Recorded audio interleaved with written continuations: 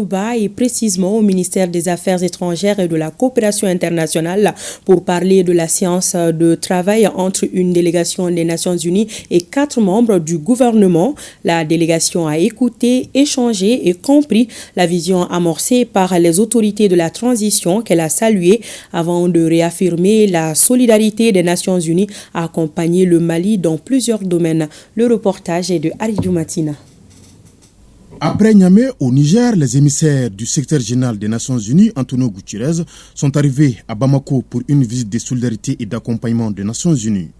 La délégation comprenant également les directeurs régionaux des différents fonds, agences et programmes des Nations Unies, à l'issue des échanges empreints de franchise et du sens des responsabilités, il affirme l'accompagnement nécessaire des Nations Unies dans le sens de la vision malienne. Le message, c'était de prononcer de façon haut et forte un message de solidarité au Mali et aux autres pays de l'Alliance des États du Sahel, solidarité des Nations Unies et accompagnement des Nations Unies. Aller dans le sens de la vision malienne et être aussi l'avocat du Mali. Nous félicitons de cette visite de solidarité. Le fait de venir nous écouter, échanger avec nous, comprendre la vision et ce qui anime les autorités actuelles, leur ambition, mais aussi les solutions que nous proposons et les besoins que nous avons et pour pouvoir identifier ensemble les voies de pouvoir continuer. Le Mali demeure un membre des Nations Unies.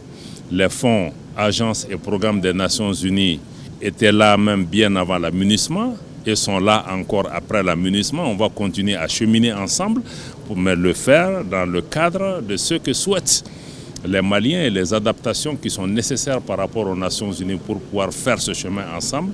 Je pense que nous avons eu un dialogue très enrichissant. De nos jours, le Mali fait face à des défis dans plusieurs secteurs, d'où la présence à la rencontre d'échanges de certains membres du gouvernement. Aujourd'hui, si vous regardez les défis auxquels le Mali est confronté, et les ministres qui sont présents aussi sont essentiellement dans ces secteurs.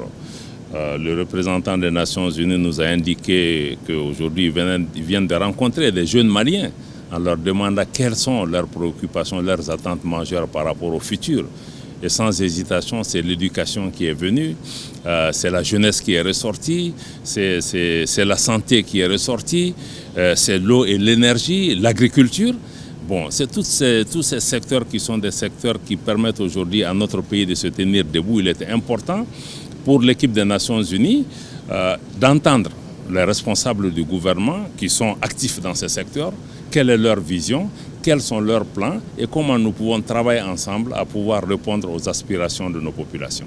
De ce dialogue sortira certainement des actions concrètes qui permettent d'aller vers la concrétisation de l'action engagée par les autorités au bénéfice des